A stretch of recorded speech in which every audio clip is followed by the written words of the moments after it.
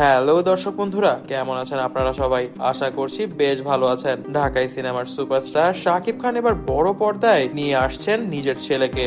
শোনা যাচ্ছে শাকিব খানের প্রথম সন্তান আবরাম খান জয় তার বাবা শাকিবের সঙ্গে অভিনয় করতে চলেছেন বরবাদ নামের সিনেমায়। এই খবর প্রকাশের পর থেকেই সিনেমা প্রেমীদের মধ্যে ব্যাপক উত্তেজনা তৈরি হয়েছে। জয়ের বয়স মাত্র কয়েক বছর হলেও তার প্রতি ভক্তদের আগ্রহ সবসময় তুঙ্গে। ছোট থেকেই জয়কে ক্যামেরার সামনে দেখে দর্শকরা উচ্ছ্বাসিত হয়েছে। তবে এবার তিনি প্রথমবারের মতো বড় পর্দায় অভিনয় করতে যাচ্ছেন। বরবাদ সিনেমাটি হবে তার জীবনের প্রথম সিনেমা যেখানে তিনি তার বাবা শাকিব খানের সঙ্গে স্ক্রিন শেয়ার করবেন। যদিও বরবাদ সিনেমায় গল্প সম্পর্কে এখনো বিস্তারিত কিছু জানানো হয়নি, তবে ধারণা করা হচ্ছে বাবা ছেলের সম্পর্ককে ঘিরে একটি আবেগপ্রবণ গল্প তৈরি হবে। জানা যায় এই গল্পে নাকি শাকিব খান জয়ের চাচা হিসেবেই থাকবেন। শাকিব খান ও জয়ের একসঙ্গে কাজ করার ফলে সিনেমাটি ভক্তদের জন্য বিশেষ আকর্ষণের কেন্দ্রবিন্দুতে থাকবে। শাকিব খানের সিনেমায় তার ছেলের সাথে কাজ করার জন্য খুবই উচ্ছ্বাসিত। তিনি বলেছেন, জয়ের সঙ্গে একসাথে কাজ করতে পারাটা আমার জন্য ভীষণ আনন্দের এবং গর্বের। এটি আমাদের দুইজনের জন্য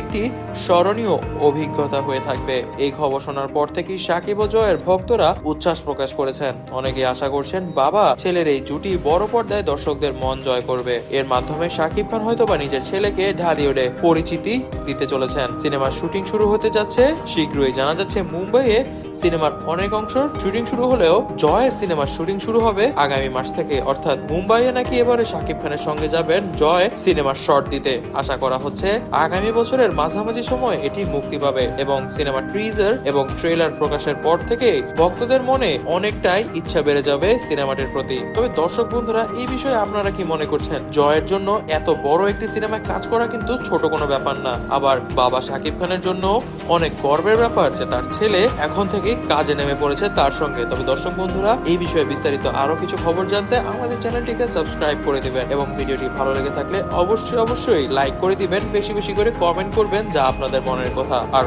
যারা সাবস্ক্রাইব করেননি অবশ্যই কিন্তু সাবস্ক্রাইব করে দিবেন। ধন্যবাদ।